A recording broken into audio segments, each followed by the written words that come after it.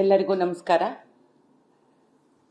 ಈ ಹಿಂದೆ ಚಂದ್ರಚೂಡ್ ಅವರು ಒಂದು ಹೇಳಿಕೆಯನ್ನು ಅವರ ಪಾಡ್ಕಾಸ್ಟಲ್ಲಿ ಹೇಳ್ತಾರೆ. ಅವರು ಹೇಳಿದಂಥ ಮಾತು ಇಡೀ ಚಿತ್ರೋದ್ಯಮದಲ್ಲಿ ಇರ್ತಕ್ಕಂಥ ಕಲಾವಿದರಿಗೆ ಮತ್ತು ನಿರ್ಮಾಪಕರಿಗೆ ಒಂದು ಆಘಾತಕಾರಿ ಆಗಿ ಅದನ್ನು ತಡ್ಕೊಳ್ಳೋಕ್ಕಾಗದೆ ಆ ನಿರ್ಮಾಪಕರು ಇಲ್ಲಿ ಬಂದು ಕೇಳ್ಕೊಳ್ತಾರೆ. ಹಾಗೆ ನಿರ್ಮಾಪಕ ಸಂಘದವರು ಕೂಡ ಇದರ ಕುರಿತಂತೆ ಮಾತಾಡ್ತಾರೆ. ಇದು ಚಿತ್ರೋದ್ಯಮಕ್ಕೆ ಇಂಥ ಹೇಳಿಕೆ ಭಾಳ ನೋವನ್ನು, ಘಾಸಿಯನ್ನು ಉಂಟು ಮಾಡ್ತು.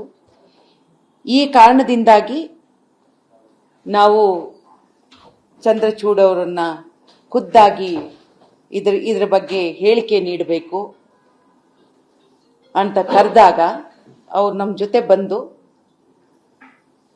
ಅವರ ಬಾಯಿ ತಪ್ಪಿನಿಂದಾದಂತಹ ಮಾತಿನ ಬಗ್ಗೆ ಅವರೇ ಸ್ಪಷ್ಟೀಕರಣವನ್ನು ಕೊಟ್ಟು ಉದ್ಯಮದ ಪ್ರತಿಯೊಬ್ಬರಲ್ಲೂ ಕೂಡ ನಾನು ಕ್ಷಮೆ ಯಾಚಿಸ್ತೀನಿ, ಅವರಿಗೆ ನೋವಾಗಿದೆ, ನನಗೆ ಗೊತ್ತಿಲ್ಲದೆ ನನ್ನ ಬಾಯಿ ತಪ್ಪಿಂದ ಬಂತು, ನನಗೆ ಕ್ಷಮೆ ಯಾಚಿಸ್ತೀನಿ ಅಂತ ಹೇಳಿದ್ದಾರೆ.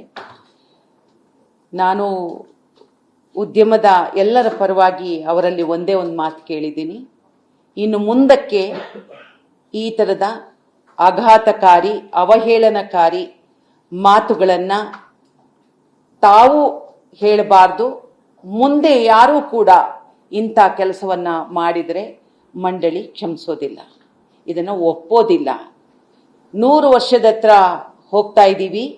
ಇವತ್ತಿಗೂ ಕೂಡ ನಾವು ಇಂಥ ಮಾತುಗಳಿಂದ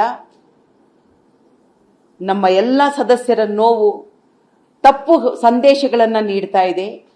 ಪಕ್ಕದ ರಾಜ್ಯದಲ್ಲಿ ಇರ್ತಕ್ಕಂಥವ್ರು ನಾವೆಲ್ಲರೂ ಕೂಡ ವ್ಯಾಪಾರದಲ್ಲಿ, ಕೊಡುಕೊಳ್ಳುವಿಕೆಯಲ್ಲಿ ಒಂದು ಬಾಂಧವ್ಯವನ್ನು ಉಳಿಸ್ಕೊಂಡಿದ್ದೀವಿ.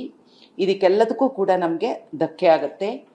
ಇನ್ನು ಮುಂದೆ ಹೀಗಾಗಬಾರ್ದು ಅಂದಾಗ ನಮ್ಮ ಜೊತೆ ಸ್ಪಂದಿಸಿದ್ದಾರೆ ಚಂದ್ರಚೂಡ್ ಅವರು. ಅವರ ಹೇಳಿಕೆಯನ್ನು ನಾನೀಗ ಮೊದಲು ತಮಗೆ ಹೇಳಲಿಕ್ಕೆ ಇಷ್ಟಪಡ್ತೀನಿ.